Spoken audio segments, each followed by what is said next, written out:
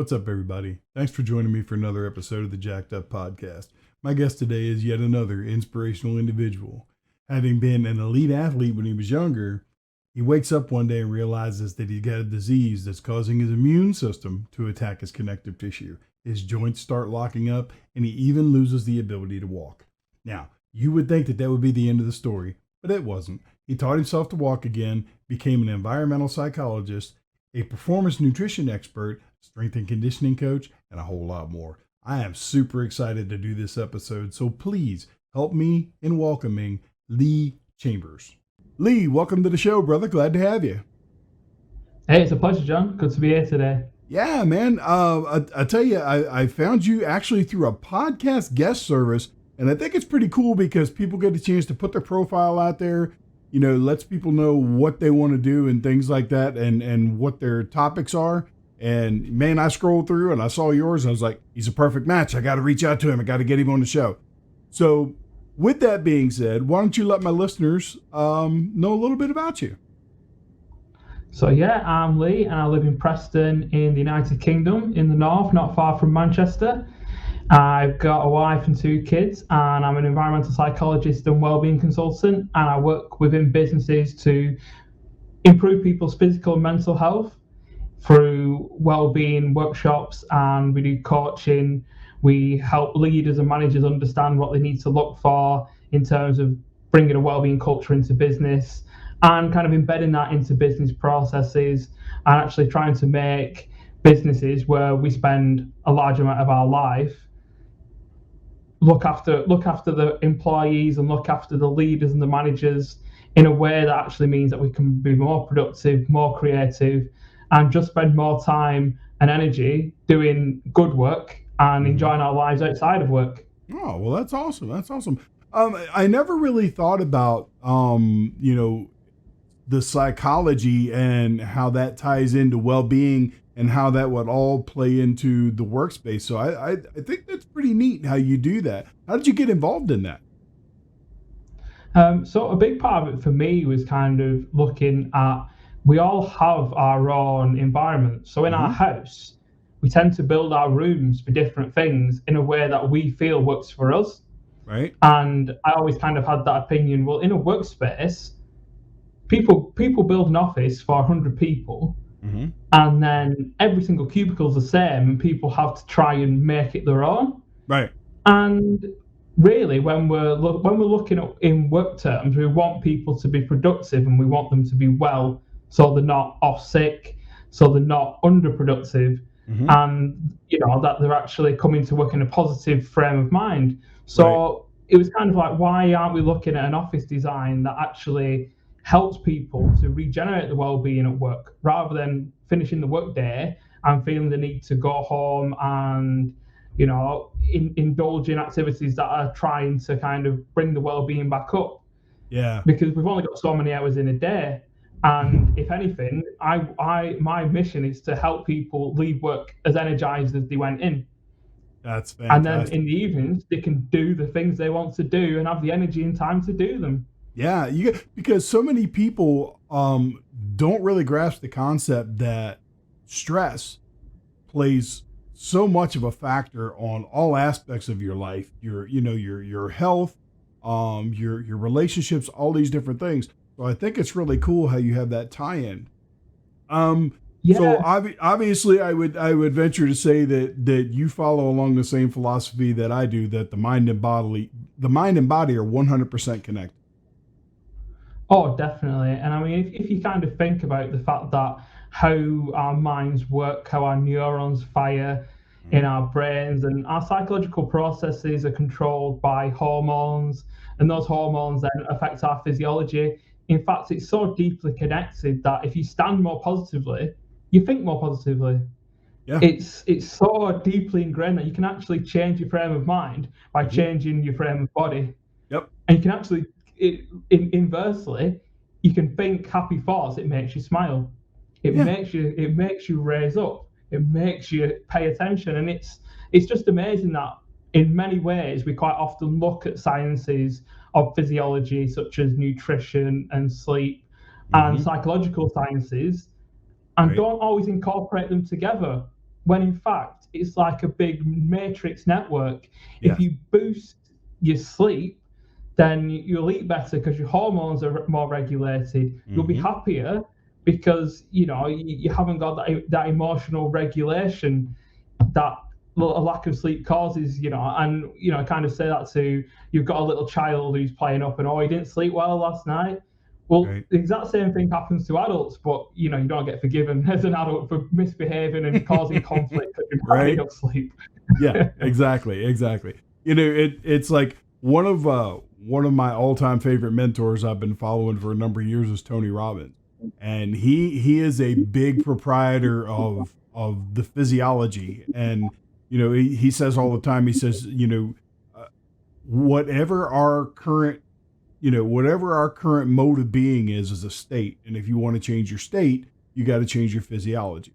If you're sitting there with your shoulders slumped and your head's down, well, obviously you're going to be depressed. But if you're sitting up high and your shoulders are up and you look like you got lots of energy, you're going to be happy. Those subtle changes in your physiology have a major effect on your state, both emotional and physical.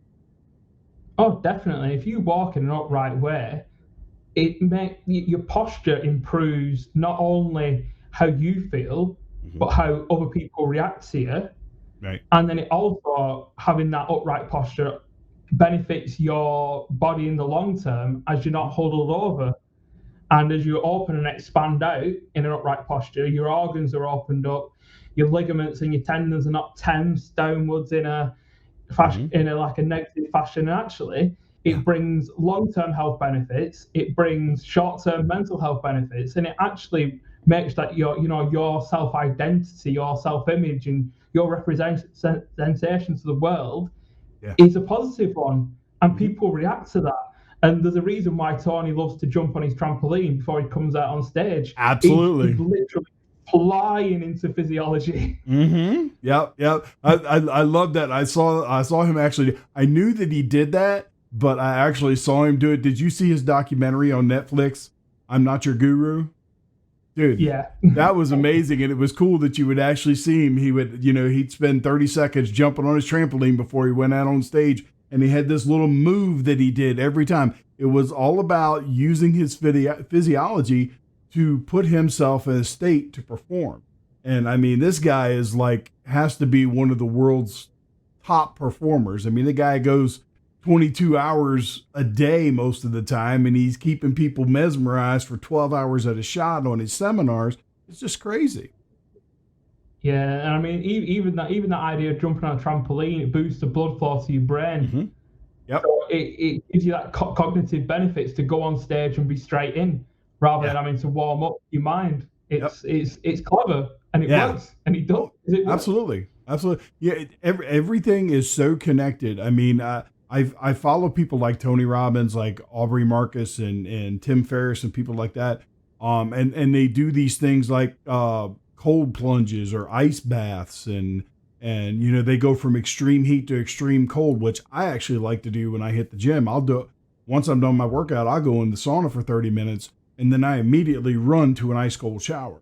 Because you have the heat shock proteins that get released from the heat. Then you get the cold shock proteins that are released from the cold, which, are loaded with, anti-inflammatory properties and things of that nature. So much of this stuff, they call it biohacking now, but what it is, it's people are starting to realize as we evolve that the human body is such a complex machine.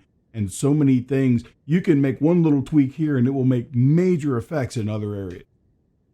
Oh, definitely. And these little things, they really compound very quickly. Mm-hmm. So in a similar way, we've got an ice bucket at our gym, mm-hmm. which is great because you get at the sauna, you walk across, and then you get a bucket of ice on your head. Oh, and wow.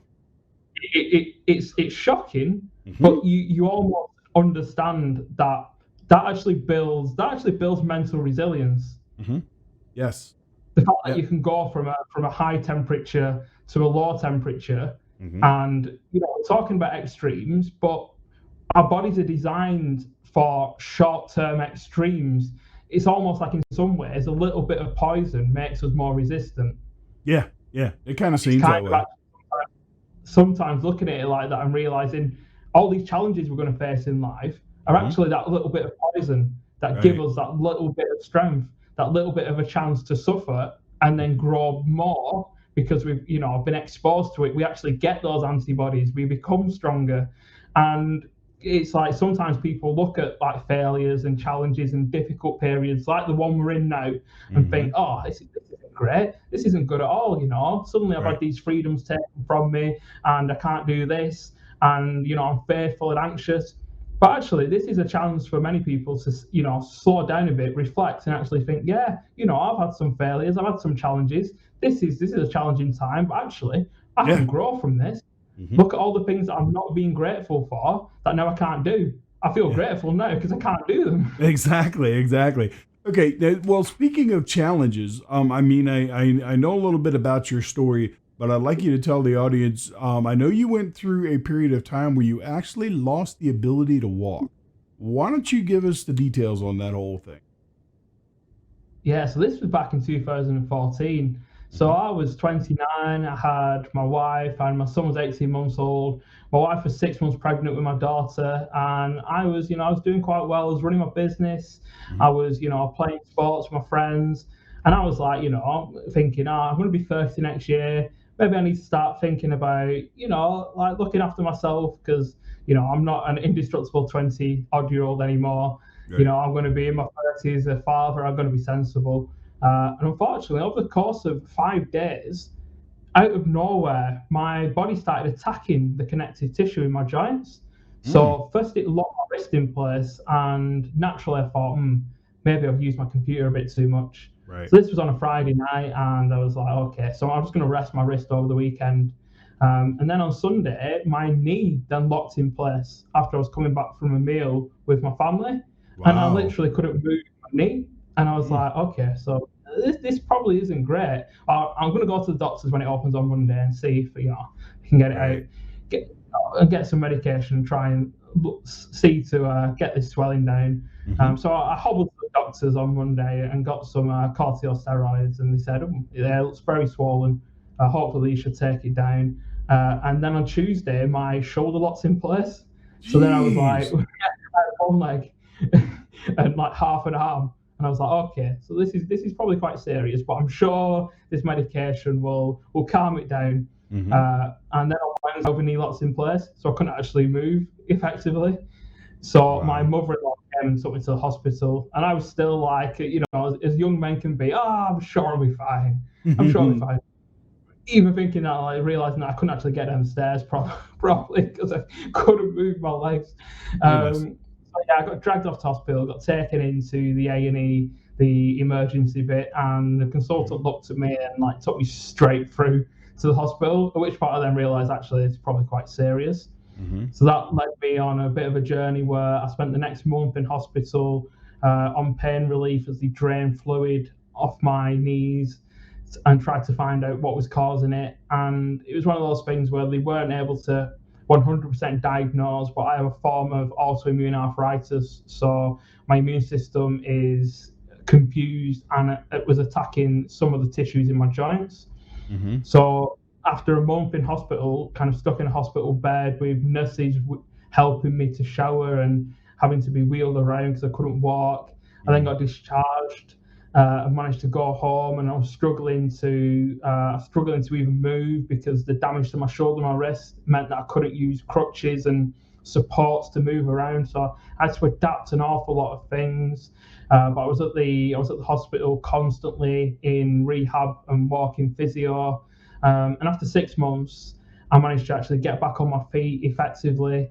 But I had a lot of pain in my back because my lower lumbar vertebrae were squashing together. So I went back into physio and got my gait sorted. And through all that period of time, I've started to realise I'd been really ungrateful for my mobility before that.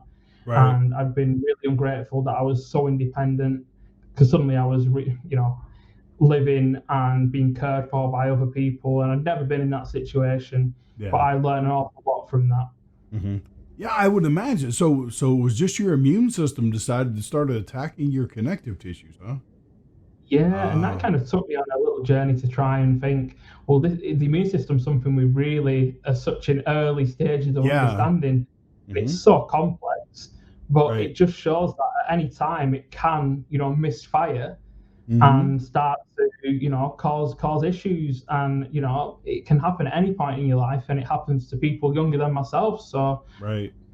Yeah, you just never know. So now, did you find that there was actually a condition that had been identified and named for what it was that you went through? so it's called autoimmune arthritis. Autoimmune And arthritis. what it does is it attacks the connective tissue in your joints, Right. and then the medication that I'm on dampens my immune system, so I Mm-hmm. don't attack myself. Yeah. But Yep. I've been on a bit of a journey in recent years to Yeah. use lifestyle instead of medication, because the medication that dampens your immune system is Yeah. not great, especially at a time like this. No. Yeah, especially at a time like this. So now you went through this whole thing, and then at some point you decided you were going to get involved in elite sport. How did that happen? So that was actually before I became unwell. Oh, okay. And that kind of was my part of my career path as I'd taken these steps.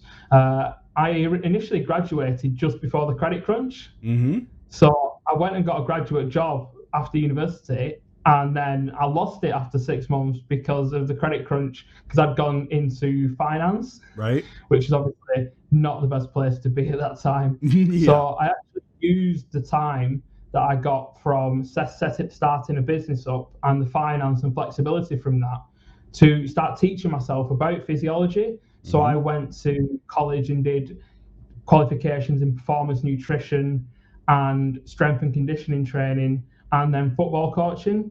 Mm-hmm. And obviously, I then went into work with an agency that worked in sports performance in soccer, Right. and worked there for 6 months until I became unwell. Mm-hmm. So that kind of took me on a bit of an interesting path. But I went Right. there and saw a whole different world, how much money is spent on optimizing people's performance Oh, yeah. to, kick football around for a few hours on a Saturday, and the amount of experimentation and optimization. And they were looking at these tiny little differences, these marginal gains, to get that little bit more from each player, and a little bit more from the team, and the psychology behind, playing on a pitch of a certain size with a ball a certain color and certain people there, and kind of looking really at such granular little things. But then you realize that that is the cutting edge of performance. Sure. People have paid millions of pounds and dollars just for that small period of time. So actually, that is where the investment and the cutting edge that then filters through to the public is. And some of the things I saw there 5-6 years ago, Right. like, such things like sleep tracking and stuff, are now available to us as, the public. Yeah. Yeah. Sleep is important, and we're going to touch on that here in just a minute. But I want to go back a little bit to what you were just talking about. When you're talking about any elite athlete, and I don't care if you're in baseball, basketball, football, bodybuilding, whatever, people do not realize the sacrifice that these individuals put themselves through. They want to sit back and they say, oh, well, that baseball player, he's making $10 million this year for playing a damn game. Yeah, that's true. But you have to look at what they put themselves through to get in the condition that they need to be in to play that damn game. You know what I mean? And people just, they don't really grasp that concept. They just look at everything from the outside. They don't have to walk in those people's shoes. Oh, definitely. And you kind of look at the people, the elite of the elite, and they're the people who, they go to bed at 8:30. Yeah. The whole diet for 364 days a year is completely defined before they've even had a choice. Yeah. They train when they're told to train. They nap during the day. Everything is critical to their performance, and it means that it doesn't really matter what you feel like doing on that day. Yep. You do it. Yep. You don't have a choice. Right. So many of us think, oh, well, I don't feel like going to the gym today. They don't have a choice. No. It doesn't really matter how they feel. They've got to do what they have to do, and they are sanctioned if they don't. And sometimes not having that freedom and that autonomy to go and have that burger when you want a burger, they just got another chicken breast and rice, and it's like, okay, yeah, there's a commitment there that actually the ability to not what you want 24 hours of a day, that's actually a lot you're giving away, and that's in some ways why they get paid so much money, because they're given that money to say, we don't really care what you think, we don't really care what you feel, you've got to follow the exact plans that have been set for you by all these external people, and if you don't, then you won't make the team. You will be sanctioned, and that in many ways is the sacrifice that they give. But then again, all that training, all those away days, and all that traveling, you don't get to see your family, you don't get to see your friends, you're in constant public scrutiny for every little thing that you do, every little thing that you say. It's a sacrifice of not only what you can do, but what you can say, who you can see, and your whole life is lived under a massive microscope. And you only step to the side once, and sometimes say exactly what you think or be your true, authentic self, then people will troll you, people will call you out online, and sometimes we don't realize what you actually put yourself through to not only be an elite athlete, but an elite athlete who is open to criticism, who is constantly reported on and is constantly followed. And that's a lot of pressure psychologically, as well as all the physiological pressure you go through. And you're not allowed to, in many ways, speak about your mental health as an athlete, because they'll feel that you're weak. And that again is something else that's you're quite often not allowed to fully speak your truth, because you're not allowed to move opinion around, or you're not allowed to speak on behalf of your team. And there's many things that are inside elite sport that you don't see if you've not been there, but there are big challenges for people to come through. Yeah. And it's like I want to touch. I myself think one of the most difficult of the professional athletes, so to speak, and the sacrifices that they have to make are professional bodybuilders. These people, like literally every day of their lives, every ounce of food is weighed, every ounce of water that they drink is weighed. And as they get closer to like prep time and things of that nature, it's even worse. Okay. And the thing is, the stuff that it does to their bodies, because, a day or two out, they start restricting water so they can dry out and things of that nature. And they're restricting carbs when they're not used to eating a lot of carbs, things like that. There's so much that goes into it. And the worst thing about it all for bodybuilders is that they don't make the money that a lot of these professional athletes make. They like, for example, the competitors that compete at the Olympia every year. Okay. These people train all year long, compete in several minor competitions to qualify to go to the Olympia. And even the guy that wins the daggone thing, I think he makes like $250,000 compared to, look at your lowest paid professional baseball player today that makes like $8 million a year. When you stop to think that these guys sacrifice just as much, if not more, than some of these other athletes, but the ROI on what they put in is just insane. Well, the psychological strain of being a bodybuilder is well documented, and I've worked with clients in the past. The reality is you have to get yourself in contest condition, which means having your body fat percentage down at a point where it feels awful, and then having to dehydrate yourself and make sure that you're contest ready. And again, it can cause issues around food compulsion and that kind of thing. Is you have to consistently measure. Your whole life becomes dominated by having it, and you're scheduling. You need to have that food with you to make sure, and it actually, in some ways, the food element takes over your life, and then you're in that position where you have your kind of your crew of people, but actually it's quite a lonely sport, bodybuilding. You're very much on your own. And when you hit that stage, like you say, even at the elite level, there are people who ultimately transcend the sport and manage to make the money through becoming famous in other avenues and through sponsorship and that kind of thing. But it's an incredible, because the thing is, it's not necessarily performance. it's very much on the vision and the judges, and Yep. we all know that judging is a subjective thing. Sure. So again, you can do your absolute 100% best, everything perfect for you. Mm-hmm. If the judges don't feel your size, No. yeah, Nope. again, you And go home. so much hinges on what you do, like right before. If you take in 6 ounces, and it can be as little as 6 ounces too much water, you can hold a lot of water weight in areas, and it makes you look asymmetrical. It makes you look fluffy or bloated. It takes away all the green and all the striations. It is an absolute science. For anybody that thinks you can just go in the gym and lift weights and build muscles and be a bodybuilder, you can't. And then let's talk about standing up there in your underwear. I mean, come on, let's get serious here. I love to lift weights, and at some point in time, I want to compete in a bodybuilding competition. But it'll definitely be one of those categories where I can wear board shorts. I'm not standing up there in my Fruit of the Looms. That's not happening. But yeah, I mean, it's everything. And even like what we're getting ready to talk about, sleep. Sleep is crucial for these guys. And it's not just, and that's all athletes.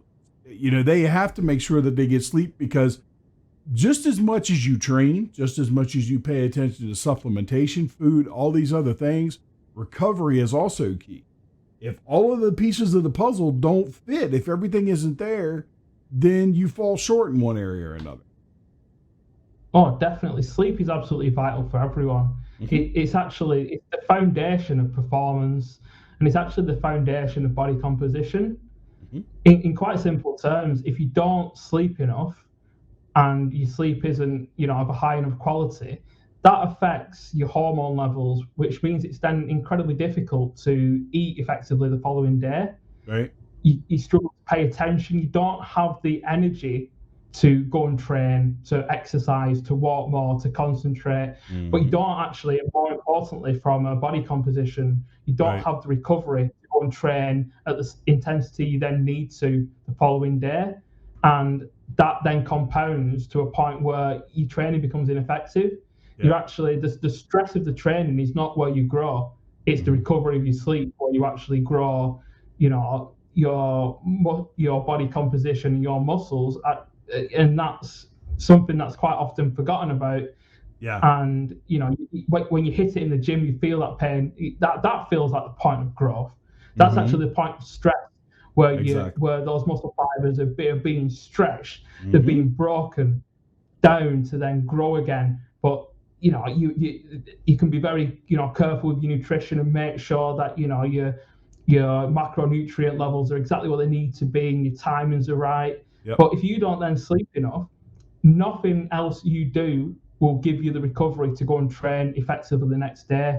And I mean, that is why Tom Brady sleeps 12 hours a night. That's why we're talking our NBA star basketballers, they're all napping during the day. They're all walking around saying, I sleep for 11 hours over the course of a day. I have 2 naps.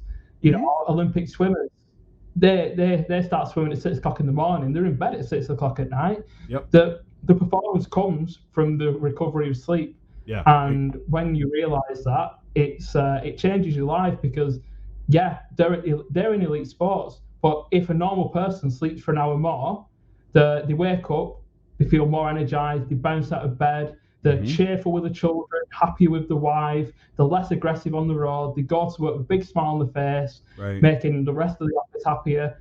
If people sleep for an hour more, because at the moment the average American's sleeping for 6.7 hours a night, and realistically that was 8 hours only 50 years ago. Yes. And 10 hours 150 years ago. So that's gone so quickly from 10 hours to 6.7. Right. And it's going down really quickly since they invented smartphones. Yeah. And people are using all times of night, which is crazy thinking about it. But it's so important that to get your sleep, to get your recovery. It affects how you think, how you feel, how you behave, how you act, how you interact with the world. Yep. And that's why I really say to my clients, sleep is the fundamental driver of performance, of happiness, of all these things that you want. Just experiment with your sleep, get your sleep environment right, have a good PM routine, and just set yourself up. Don't do stressful things right before you go to bed. Don't flash your eyes out with your phone just before you go to bed, and just find a way to switch off and relax. Don't work right up until you go to bed. You want to be able to, go to your bedroom where it's just about sleep and possibly some other interesting things. Yeah, absolutely. But that's important too, but that's a whole nother podcast. Yeah, but but you're right though, because and what people don't understand is I tell my clients all the time, like especially like, for example, let's say somebody's trying to build muscle mass. 80% of your progress is going to be in the kitchen. 10% of it's going to be in the gym, because you have to apply the metabolic stress to tear down the muscle fibers so they can be rebuilt. But the other 10% is recovery. You have got to sleep and turn off your phone and turn off your TV an hour before you go to bed, and just read a book in dim light or something like that. Something to let your circadian rhythms just kind of settle into place so you're on that even keel and you can get that sleep. But if you're not, it doesn't matter what you do in the gym. If your nutrition isn't right and your sleep isn't right, you're not going to see progress. It's just that simple. Exactly. And even to add to that, you need to have that mindset that these things matter. That's what brings it all together, because you start to build the habits to make sure that you're consistent with your eating, you're consistent with your sleep, you're consistent with your training, and those habits get baked into your life to the point where you just do them. You don't think too much. They become part of your identity. You have that mindset of a champion who's training for something bigger. And it might be, at the end of the day, that extrinsic reward of you standing there on that stage, winning that trophy. Or it might just be to walk around on a beach in the summer and be happy. Or it might be for you to chisel your body so you can walk around and be an example of what God made you. Right. It's completely up to you what your take on it is. But if you want to get there, it does require you to tie in the idea that your nutrition, your sleep, and your training all matter. And building those habits make it easier to be consistent, and having that mindset that this is the person that I am means that when you don't feel like it, you go and do it. Right. Exactly. So now on the subject of sleep, I know that sleep tracking, and there are a number of different ways that you can do that nowadays. There's even like rings that you can wear. I think there's something called an Oura ring that you can wear that tracks your biorhythms and whatnot, and tracks your sleep. How important, or how not important, but how much of a useful tool would you say that is, and what would be the differences in the results? Because I know they show you results like how long you were in REM sleep, how long you were in light sleep, and things of that nature. Yeah, so I mean, in many ways, over the past 2 or 3 years, it's become, the data's become better. Right. But at the moment, most people are wearing a sleep tracker, like a Fitbit, an Apple Watch, an Oura Ring, and only a few people actually then take the data and do anything with it. So they wake up in the morning and say, oh, I slept for 7.5 hours. Oh, yeah, I feel quite good actually. Right. In fact, I've been involved in a bit of studying around this kind of thing. What we realise is if you tell someone they only got 5 hours sleep when they got 7.5, they then wake up feeling tired because the data's told them they've not slept a lot. So it's really converse. The data's getting better, and things like the Oura Ring measure heart rate variability, which is actually something that can be powerfully looked at from a perspective to see, your levels of stress and how things are impacting you on the inside that you can't really see.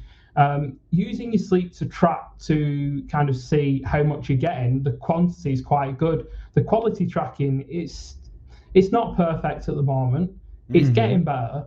But I think the biggest issue is all these devices give you the data, but there's nothing to embed better processes. There's no telling you what the benefits are. There's no telling you how to make it better. And people are just gathering all this data and not doing anything with it.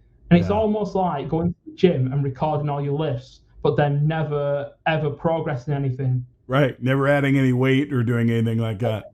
Yeah, never losing any weight, or changing the frequency, or changing, what muscle groups you work, or switching things up, switching angles. It's like recording your workout and then just kind of putting the book there until you go on to the next workout, Right. and never analysing it and changing it and moving through the progressions. So is it good? Yeah. Does it build some awareness? Yeah. But is it at the moment passing responsibility onto people to use it for the better? Not many do at the moment, and maybe that'll change as the awareness grows. Yeah, that's the thing. It's all about awareness. Once people start to realize, like, I bought a sleep tracker, and I bought it as an experiment. It probably wasn't the best one out there on the market, but I just wanted to see what kind of information it would give me. And it was pretty cool because it was like, it would say, okay, well, you were asleep for a total of 7.5 hours, or, you had 2.5 hours of deep sleep, and then you had the rest was, light sleep. And what I did was I started playing around with things like I took melatonin one night before I went to bed, supplementing with 5 milligrams of melatonin.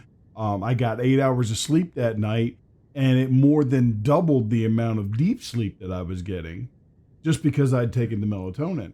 So then the next night I didn't take the melatonin, but contrary from my norm, I didn't sit here in my office and work right up until I went to bed, where I've got 3 computer monitors staring at me.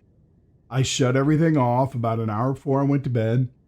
I took a shower, went to bed, didn't turn the TV on in my room, which I usually do just for background noise, because I'm one of those people, when it's too quiet, I can't sleep. And I noticed that I got even more deep. So when you take and you even though the stuff may not be accurate, the fundamentals is there. If you make changes to your pre-bedtime ritual, if you start to take away this or add this, it can affect how deep you can actually sleep. Definitely. And it's all about, like you say there, John, the experimentation. If you're willing to take that data and experiment and put your lab coat on and treat it like that, see what works for you, see what doesn't. Because a big thing with sleep, as well as nutrition and with training, is that we're all, genetically different, and different things work for us. So like you say, you work well with a bit of background noise. Some people work well in complete silence. Some people need absolute darkness, where some people don't. Some people can sleep in a hotter bedroom. Some people want it, freezing cold. That's and we're me. all so bio-individual. That what it actually means is that data doesn't mean anything until you tailor your life and experiment to see what works for you. And that kind of optimization and taking that responsibility to do it, as well as just being aware, is what makes people perform at a great level. It's what makes people start to move towards their potential. And it's what makes people, at the end of the day, start making that progress towards getting that bit better every day. And that's how people start to feel happy and fulfilled. And that's how our bodies can actually make our minds happier. Yeah, that's amazing. So now let me ask you, obviously you are a very purpose-driven individual.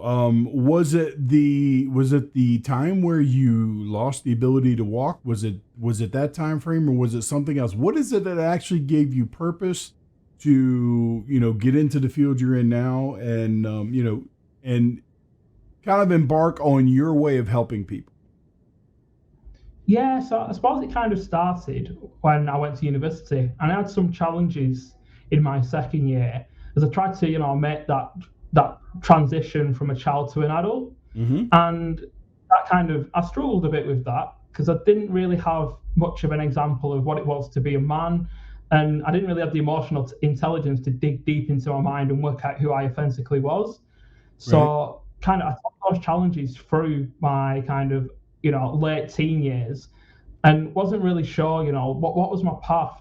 So when I graduated and got my job in the credit crunch, I was, offered with that job the training of being a financial advisor. And that again, me working with statistics and then going out and helping people to, bolster their financial well-being and make sure that they were, had the finances to do what they needed to do. And that kind of felt like my path at that point in time. But losing that job after 6 months, I lost my chance for financial advisory qualifications as well. Right. And what that did is it made me think, well, I can't rely on big corporations to train me or to pay me for a career. I'm going to have to go and do it myself. Right. So that's what ignited my passion for learning, and why I went and did the soccer coaching, why I went and did the strength and conditioning, and why I went and did the performance nutrition qualifications. So I could help myself, and I could actually take my own professional development and go and do that. So that ignited the passion for learning. When I lost the ability to walk, that really put me in a position to think, right, so why have I done what I've done so far in this last 29 years? What things keep popping up in my hobbies, in my jobs, in the business that I run, in the way that I want to live?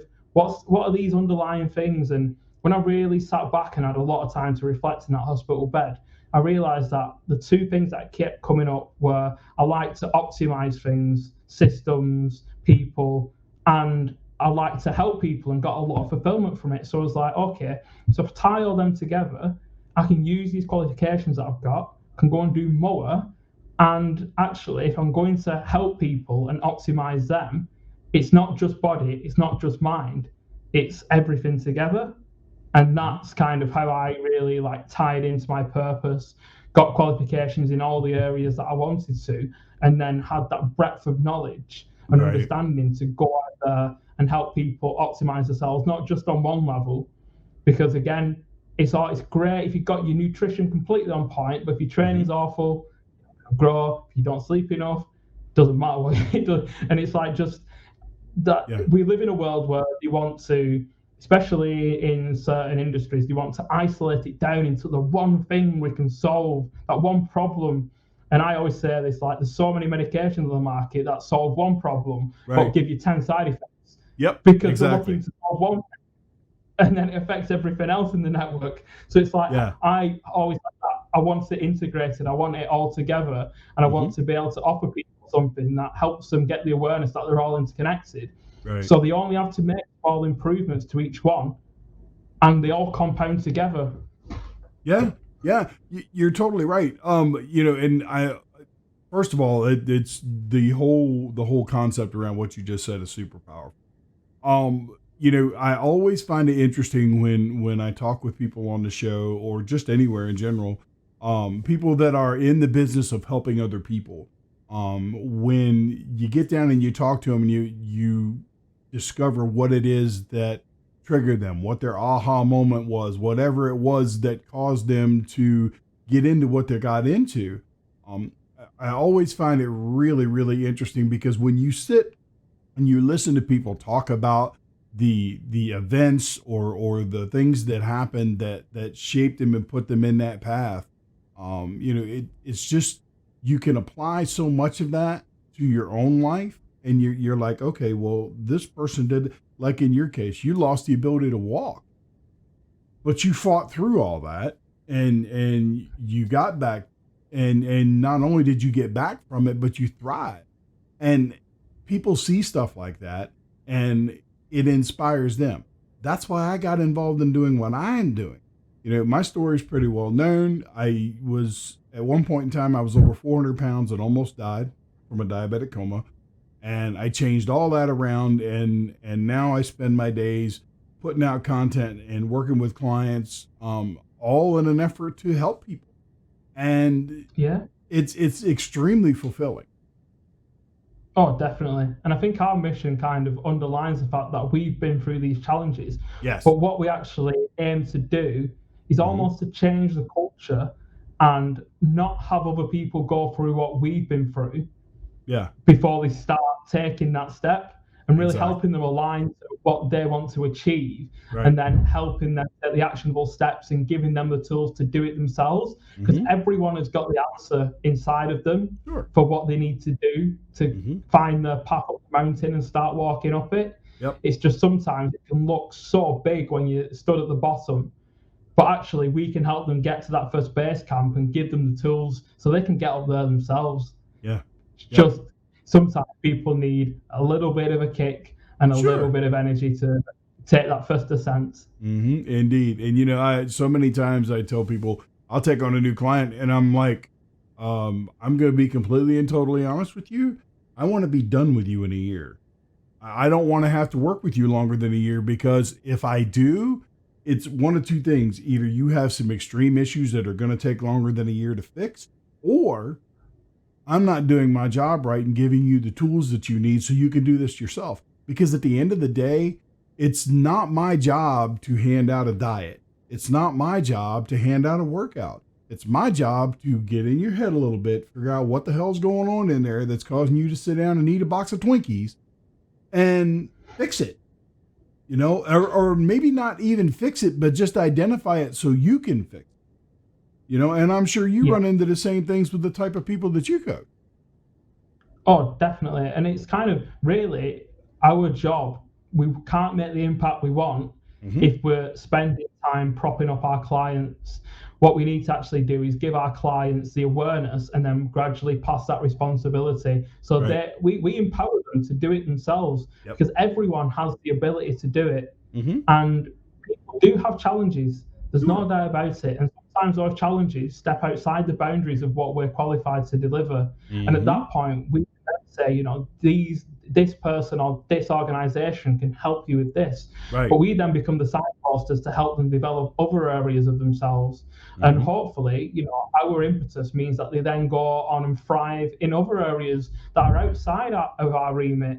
And really, you don't want to have long-term clients. You want to help people take that first step, help them see that the next step isn't actually that much for them to take. We give them the little backpack at the bottom and give them lots of advice on the way to base camp 1, and then we're giving them a little map and saying, this is how you make your way to the top. Make your way to the top, and if this is your mountain, it probably is, but there might be another mountain after it when you get to the top and see that you actually want to climb that one, but you climb this one, so you'll know how to climb that one. And you'll know you can do it. And you'll know you can do it. That's our job. If we want to make the impact to make in the world, which is helping thousands of people, then we have to become good at helping people action things and empowering them quite quickly. Yeah, indeed. I mean, when I decided I was going to do this for a living, it's so funny. I tell people this all the time. When I decided I wanted to be a coach and a nutritionist and all that stuff, I originally envisioned, okay, at some point I'll have an office and people will come to me and I'll help them with their nutrition and things like that. But the more as I got closer and got started and started to realize that I'm only one man and I can only help so many people in a day. There's only so many hours in a day that somebody can come to me and I can work with them for an hour, because I'm going to run out of time. So, getting into the online space, starting this podcast, doing Facebook Lives and recorded videos and stuff like that, I quickly realized that that's where it's at, because being able to spread your message out to a wide variety of people, you make one piece of content and that content's there. Thousands of people may see it and you may help people. You may help those thousands of people with that one piece of content. And you sat down for an hour or two and you made it. And that's when I was like, okay, here I am. I'm 52 years old at the time when I'm deciding to start all this. And I'm like, I got to learn how to make YouTube videos. You got to be kidding me. But it's been an interesting journey, but I'm truly enjoying it. Starting this podcast, I've putting them out there, and it's gaining some traction, and I'm having people contact me from that saying, hey, what do you think about this? Or what do you think about that? I wound up hooking up with a big Facebook group, all for dads that are trying to lose weight. They've got like 30,000 members, and I'm one of the resident coaches in the group. So I get to help, all kinds of people all day long, and I just couldn't be happier about it. Oh yeah, and sometimes, like in the case of when you're trying to help people, when you're trying to make a difference, you literally have to stick your head out of the lorry window and see what hits you in the face. Yeah. Because that's kind of where it's at. And if you don't never stick your head out of the window, you're only going to help the few people. You're not going to make the difference. And you realize actually collaborating with others, spreading your message. And again, if you put online content out there, it's evergreen.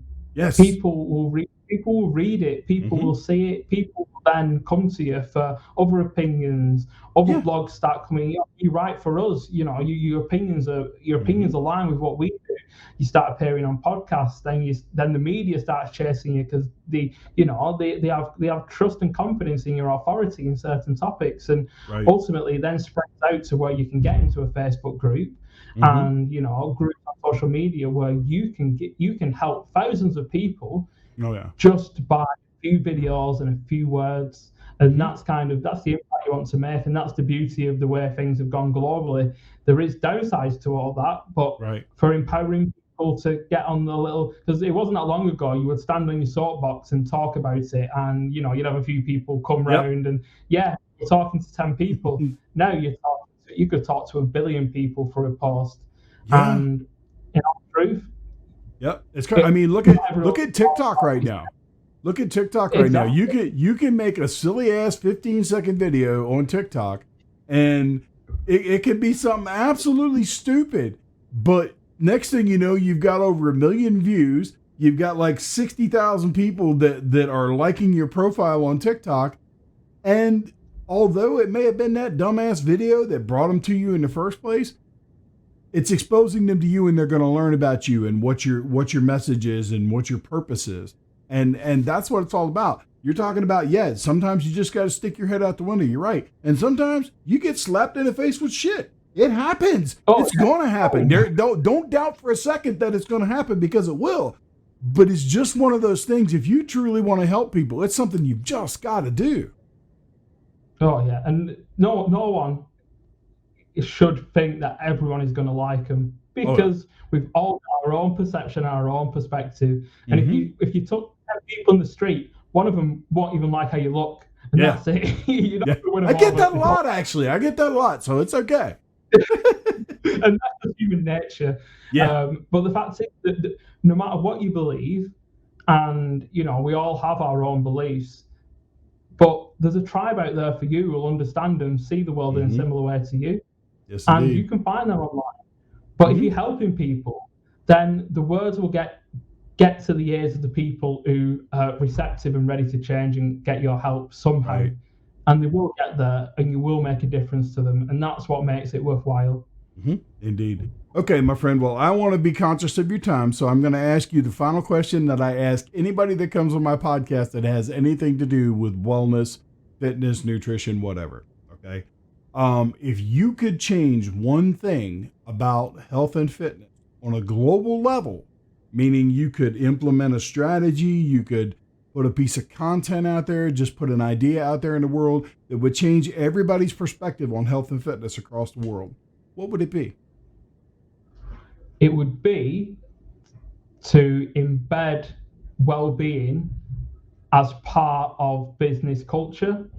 So at the moment, there's a lot of people going and doing corporate social responsibility and getting wellness packages for the staff. But well-being of employees starts with the company's own culture, with their own conscious leadership, with their own management being aware of employees' needs and actually treating employees not like a resource but like a person. And when we get to that kind of person-centric leadership, where we don't want a bunch of followers, we actually want to help people become leaders themselves and coach them and give them responsibility to grow and develop, then we don't actually need people to come and give massages and make fruit bowls in the office. People will come to work and reach the potential themselves. So my biggest thing at the moment, and one of the big things that I preach, is if we have a conscious way of doing things, if we look towards conscious capitalism and conscious leadership and conscious businesses who are looking not just at making money for shareholders, but looking at what do investors need, what does society need, what do our customers need, what do our employees need, and what do our partners need, and collaborate and work together to actually make business better for the world, for their employees, and just make the world a better place and a happier place to live in. Yeah. Dude, it's amazing. I love it. Crazy, powerful stuff. Okay, so before we wrap this up real quick, why don't you let everybody know where they can find you, social media, websites, things of that nature? Yeah, so my websites are leechambers.org. You can also find me at www.essentialize.co.uk. And you can find me on social media, Twitter at Essentialize and Instagram, Facebook at Essentialize Coach. That's awesome. And we will be putting all that stuff in the show notes for the people on YouTube and in the audio versions. So that way you guys can check all that stuff out there. Well, Lee, I want to thank you for taking time out of your busy schedule to hang out with me a little bit here today. It's been everything that I thought it would be and more. After reading a little bit about your story, I was like, yep, this is pretty cool. This is going to be a good one. So again, thank you for coming on the show. And if you ever have anything else going on that you want to come back and update our viewers and stuff on, by all means, give me a holler. I'll be here, John. It's been a privilege and a pleasure speaking to you today. Have a great day. Okay, guys, look, if you got value out of this video, which I'm sure that you did, do me a favor and subscribe to the channel. Hit the like button, smash the bell so that way you get notified when a new episode of the Jacked Up podcast drops. Until I see you again, you guys know the deal. Playtime's over. It's time to get to work.